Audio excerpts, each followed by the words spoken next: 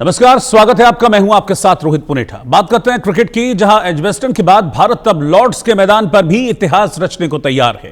India की team जीत की तरफ लगातार कदम आगे बढ़ा रही है। फिलहाल काफी हद तक भारत की जो स्थिति है वो इस मैच में ठीक कही जाएगी। आज तीसरे टेस्ट मैच का चौथा दिन है और भारत को जीत के लिए अब 135 रनों की जरूरत है और 6 विकेट भारत के हाथ में है अभी। हालांकि भारत के 4 बल्लेबाज अभी पवेलियन लौट चुके हैं, लेकिन अच्छी बात यह है कि केएल राहुल, जो कि फर्स्ट इनिंग में जिन्होंने सेंचुरी जमाई थी, वो अभी क्रीज पर मौजूद हैं। 33 रन बनाकर नॉट आउट वो क्रीज पर डटे हुए हैं और अब उन पर दारोमदार है कि वो लंबी पारी खेलें। और जिस तरह की परफॉर्मेंस उन्होंने इस टेस्ट मैच की पहली इनिंग्स में दिखाई थी, वैसी ही पारी की उनसे उम्मीद अब सेकेंड इनिंग्स में भी की जा रही है। हालांकि अभी भारत की बैटिंग की अगर मैं बात करूं तो अभी भी काफी डेप्थ बची हुई है। ऋषभ पंत अभी उनको बैटिंग करना बाकी है। इसके अलावा रविंद्र जडेजा है, रेड्डी है और वॉशिंगटन सुंदर तक भारत के पास बल्लेबाजी की डेप्थ है। तो ऐसे में उम्मीद कर सकते हैं कि ये जो 135 रन अभी बचे हैं भारत को बनाने के लिए, वो भारत उस स्कोर को आसानी से हासिल कर लेगा। रविंद्र जडेजा, जिन्होंने शानदार परफॉर्मेंस टेस्ट सीरीज में अब तक की है, पहली इनिंग में उन्होंने भी 72 रनों की शानदार पारी भी खेली थी। पहली पारी में इंग्लैंड और भारत के स्कोर लेवल रहे थे। पहले इंग्लैंड ने बैटिंग की, 387 बनाए, उसके बाद भारत की टीम भी 387 रन बना पाई थी। इसके बाद तीसरे दिन भारतीय गेंदबाजों ने शानदार प्रदर्शन किया। इंग्लैंड की टीम को दूसरी पारी में 192 रनों पर समेट दिया। वॉशिंगटन सुंदर ने अच्छी गेंदबाजी की थी, बुमराह ने अच्छी गेंदबाजी की, सिराज ने अच्छी गेंदबाजी की थी और इस कलेक्टिव एफर्ट का नतीजा था गेंदबाजी में कि भारत की टीम ने सेकंड इनिंग्स में इंग्लैंड को सस्ते में समेट दिया। 192 पर ऑल आउट कर दिया था इंग्लैंड की टीम को। और अब भारत के सामने जो लक्ष्य है वो 135 रन और बनाने का है, क्योंकि 58 रन भारत इनमें से बना चुका है। 192 में से 135 रन और बनाने हैं और ये टेस्ट मैच भी मुट्ठी में होगा।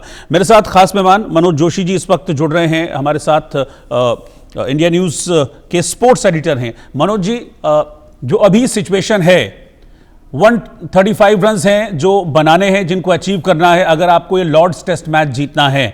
और जो इस समय बोर्ड है, स्कोर बोर्ड, उसमें 4 विकेट के नुकसान पर 58 रन टंगे हैं। आपका बिल्कुल ईमानदार एनालिसिस क्या कहता है इस वक्त? ईमानदार एनालिसिस, जी हाँ, बिल्कुल आपने सही शब्द इस्तेमाल किया, क्योंकि हम कई बार जो है ना अपने देसी भारतीय भावनाओं में बह जाते हैं। दरअसल जब 193 रन का लक्ष्य मिला था भारत को, तब उस समय 70-30 की रेशो से भारत आगे था, क्योंकि यहां पर हमने WTC का फाइनल देखा।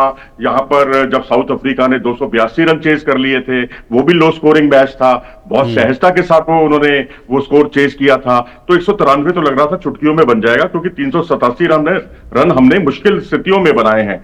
लेकिन जैसे जैसे खेल आगे बढ़ा, हम मूलभूत गलतियां करते चले गए, बेसिक्स पर से बिल्कुल हटते हुए चले गए। तो उससे अब लग रहा है कि 55% मैच जो है इंग्लैंड के पक्ष में है और 45% इंडिया के पक्ष में है। बिल्कुल ईमानदारी से मैं कहूं तो, क्योंकि वो ऐसा इसलिए मैं कह रहा हूं कि आप देखिए, आप मूलभूत जो गलतियां हम कर रहे हैं, यशस्वी जायसवाल जो है कट करने की गेंद को पुल कर जाते हैं और उस पर उनका जो है जिस तरह से टॉप एज लगता है वो आउट हो जाते हैं। शुभमन गिल को देखें अगर आप उनके आउट होने के तरीके को, तो उनकी तो हर गेंद पर लग रहा था कि वो आउट हो रहे हैं, वो तो बच रहे थे बार बार। और जिस तरह से उनका जो एक पांव आगे जाता था, सीधा जाता था, वो भी अक्रॉस जाने लग गया।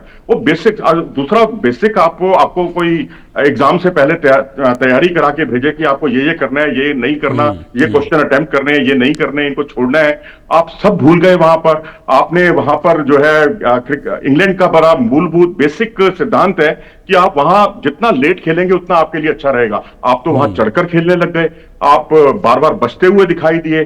और दूसरी रही सही कसर जो है वो स्लोप ने पूरी कर दी। एक ऐसा स्लोप है जहां से जो है आपके करुण नायर वो गेंद को छोड़ते हुए दिखाई दिए, गेंद को कि आउटसाइड दी ऑफ स्टंप समझकर। वो चौथे स्टंप की गेंद थी, चौथे भी नहीं बल्कि मैं तो कहूंगा ऑफ स्टंप के तीसरे स्टंप की गेंद थी।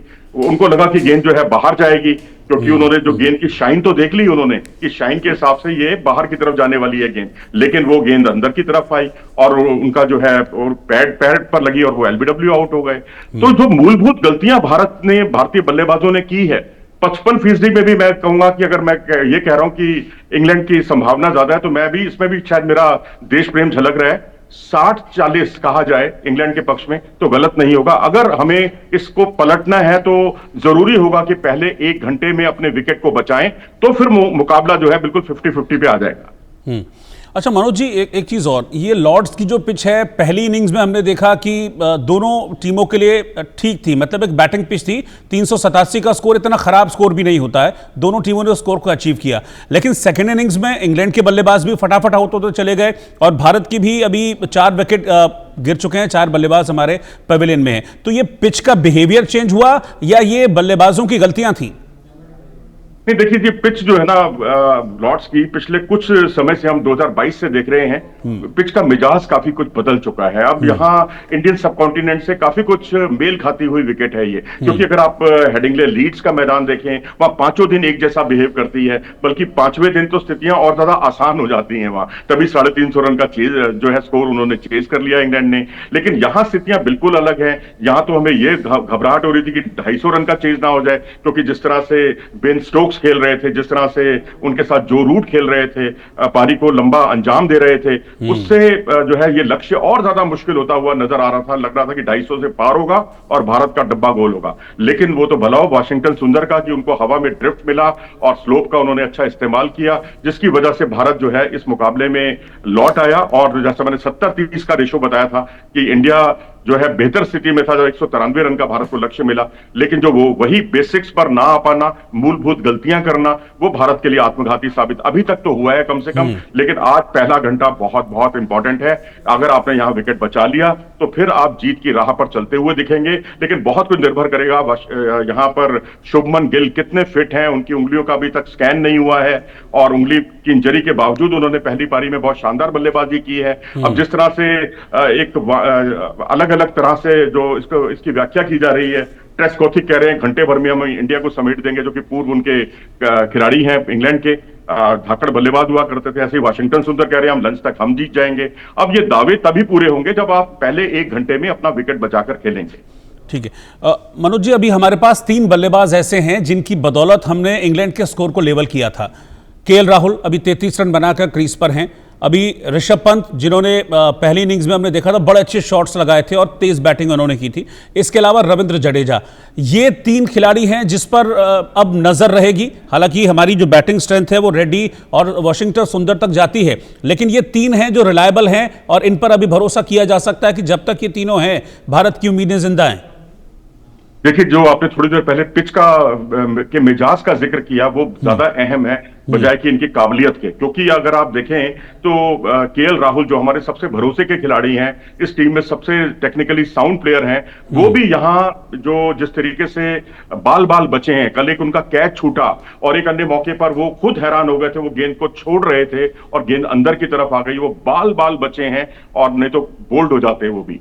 तो ऐसी स्थितियों में जब कंडीशंस बिल्कुल अनप्लेबल हो जाए, पिच का मिजाज जो है बिल्कुल बॉलर्स को मदद करे, और ऐसी स्थिति में बेन स्टोक्स और ब्राइडन कार्स का चमकना वो उनको और ज्यादा स्फूर्ति दे रहा है। और एक बॉलर अगर उनका कोई और चल गया, क्योंकि जोफ्रा आर्चर तो इस मैच में मैंने देखा शुरू में 1 आध विकेट लेते हैं, उसके बाद लेंथ से जो है ना जूझते हुए दिखाई देते हैं। 4 साल बाद वापसी कर रहे हैं, जितना कर रहे हैं, जितना किया उन्होंने बहुत है। लेकिन एक बॉलर का भी अगर उनको साथ मिल गया, मैं तो कहूंगा यहाँ कहीं जो रूट जो उनके पार्ट टाइम स्पिनर हैं, वो अगर रफ का अच्छा इस्तेमाल करने लग गए तो लेने के देने पड़ सकते हैं। तो यहां पर बहुत कमिटमेंट चाहिए, क्योंकि अभी तक केएल राहुल भी रन जरूर बनाए हैं, सेंचुरी भी बनाई है उन्होंने पहली पारी में, और जिंदगी का ये उनकी पहली सीरीज है जिसमें उन्होंने 2 सेंचुरियां बनाई हैं, बहुत अच्छी फॉर्म में भी हैं।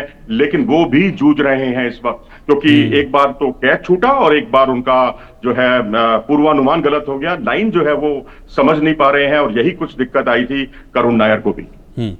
तो इस पिच पर खेलने की जो जिस तरीके से पिच अभी जो मिजाज अपना दिखा रही है, जो बिहेवियर पिच दिखा रही है, इस पर खेलने की क्या रणनीति होनी चाहिए? क्या रक्षात्मक तरीके से आगे बढ़ा जाए क्योंकि अभी 1 दिन और बाकी है, या फिर पहला घंटा निकालें और फिर बॉल को हिट करें जब बॉल थोड़ा पुराना हो जाए? वो तो इंतजार करना पड़ेगा। अतिरिक्त जोखिम से बचें आप, स्ट्राइक रोटेट करें, ये एक सही रणनीति हो सकती है, क्योंकि उसमें आपकी रन गति जितनी आगे बढ़ेगी आपकी, उतना अंग्रेजों पर दबाव आएगा। अगर आप बहुत ज्यादा रक्षात्मक खेलेंगे तो फिर वो करुण नायर जैसा हाल ना हो जाए कि आप, क्योंकि आउट करने के लिए आपको एक गेंद काफी होती है। रक्षात्मक तो बिल्कुल नहीं खेलना चाहिए, यहाँ attack is the best defence. लेकिन अटैक जो है, आप सिर्फ एक बड़े बड़े शॉट्स तक वो सीमित ना हो, आप सिंगल्स लेते रहें, स्ट्राइक रोटेट करते रहें, जिससे निश्चित तौर पर उन पर एक दबाव आएगा, और वो दबाव जो है उसमें वो बिखरेंगे। ऐसा नहीं है कि वो कंसिस्टेंटली 6 की 6 गेंदें अच्छी करेंगे, एक गेंद खराब भी आती है, 2 गेंदें खराब आती हैं, उस पर आप बड़ा शॉट भी खेल सकते हैं। तो कोई जोखिम उठाने की जरूरत नहीं है, स्ट्राइक रोटेशन पे ध्यान दें और सिंगल्स वगैरह पर ज्यादा फोकस करें, कम से कम पहले 1 घंटे में, या लंच तक भी मैं कहूंगा, और लंच के बाद आप विस्फोटक अंदाज में भी खेल सकते हैं, कोई बुराई नहीं अगर आपकी विकेटें ज्यादा हाथ में है तो। अच्छा मनोज जी, आपने करुण नायर का नाम लिया, बड़े भरोसे के साथ और मतलब एक तरह से अड़कर अजीत अगरकर उनको टीम में वापस लेकर आए थे। एक लंबे वक्त के बाद उनकी जो नेशनल टीम है उसमें वापसी हुई थी, लेकिन उस तरीके की परफॉर्मेंस, उस तरीके का कॉन्फिडेंस करुण नायर में दिखा नहीं थ्रू आउट द सीरीज अब तक। देखिए, जब आप बहुत लंबे समय के बाद वापसी करते हैं ना, तो आपको फिर जो रिदम, क्योंकि रिदम आपको डोमेस्टिक क्रिकेट में तो मिल जाती है क्योंकि वहां उतनी गति नहीं होती। आपको 126, 128, 130 की रफ्तार से गेंदबाजों का सामना करना है, गेंदों का सामना करना है। लेकिन जब आप इंटरनेशनल क्रिकेट में वापसी करते हैं, वो भी इंग्लैंड में जाकर वापसी करते हैं, जहां आपको अपने खेल को ढालना बहुत अहम होता है। अब आप कह सकते हैं भाई वो तो काउंटी क्रिकेट भी खेले हैं, काउंटी क्रिकेट में उनकी सेंचुरी भी है, लेकिन जब आप इंडियन टीम से, इंडिया से खेल रहे हैं टेस्ट मैच, और भी लंबे समय के बाद, तकरीबन 7 साल के बाद, तो उस वक्त आप, मैं जो महसूस कर रहा हूं, कुछ एक शॉट्स हैं उनके पास जो कवर ड्राइव बहुत अच्छे लगाते हैं वो। लेकिन हमारे कई ऐसे प्लेयर हैं जिन्होंने कवर ड्राइव लगाना ही बंद कर दिया है, क्योंकि वो एक ऐसा आत्मघाती शॉट है, क्योंकि उसमें 3 स्लिप और एक गली, और कई बार 4 स्लिप, और पीछे जो प्लेयर्स हैं और एक पॉइंट, वो आपकी कैच लपकने के लिए तैयार बैठे हैं। तो उसमें कोई एक शॉट भी आपने मिस टाइम किया तो आपको लेने के देने पड़ सकते हैं। विराट कोहली के जो आखिरी 4-5 साल हैं, उनको ऐसे ही शॉट पर, 4वीं 5वीं स्टंप की गेंदों पर कवर ड्राइव लगाना बहुत महंगा साबित हुआ था। यही कुछ करुण नायर के पास है, वैरायटी ऑफ शॉट्स उनके दिखाई नहीं दे रहे हैं अभी। या उन्होंने तरकश से तीर निकाले नहीं है, बहुत एहतियात बरत रहे हैं, लेकिन हर बार उन्होंने शुरुआत, एक आध पारी को छोड़ दें तो शुरुआत अच्छी दिलाई है, लेकिन उसको बड़े स्कोर में तब्दील नहीं कर पाए हैं, तो फिर उसका कोई फायदा नहीं है। अगर आप टॉप ऑर्डर के बल्लेबाज हैं, नंबर 3 पर खेल रहे हैं, और आप 25, 26 और 30 और 40 रन के स्कोर के तक ही सीमित रहते हैं, तो फिर आपकी टीम में जगह पर सवाल तो उठता ही है। लेकिन अब ऐसे क्रूशल समय में भी मैं समझता हूं उनको अपनी इमेज सुधारने का बहुत सुनहरा मौका था, अपने तजुर्बे का इस्तेमाल करने का बहुत अच्छा मौका था, लेकिन उसमें वो पूरी तरह से असफल रहे। बहुत शुक्रिया मनोज जोशी जी आपका साथ में जुड़ने के लिए और इस बिल्कुल ऑनेस्ट एनालिसिस के लिए। क्यों तो अभी मैच ऐसा नहीं है कि पूरी तरीके से भारत की मुट्ठी में है, बल्कि पिच के मिजाज को देखते हुए ये कहा जा सकता है कि मैच अभी इंग्लैंड की तरफ झुका हुआ है। ऐसे में बहुत कहते हैं ना कि बहुत संभल कर भारत को बल्लेबाजी करनी होगी। शुरू के 1 आध घंटे को अगर वो निकाल लेते हैं तो उसके बाद फिर हिट करने का मौका भी मिलेगा। 135 रन अभी और बनाने हैं भारत को, और 6 विकेट भारत के हाथ में हैं अगर इस लॉर्ड्स टेस्ट को जीतना है भारत को।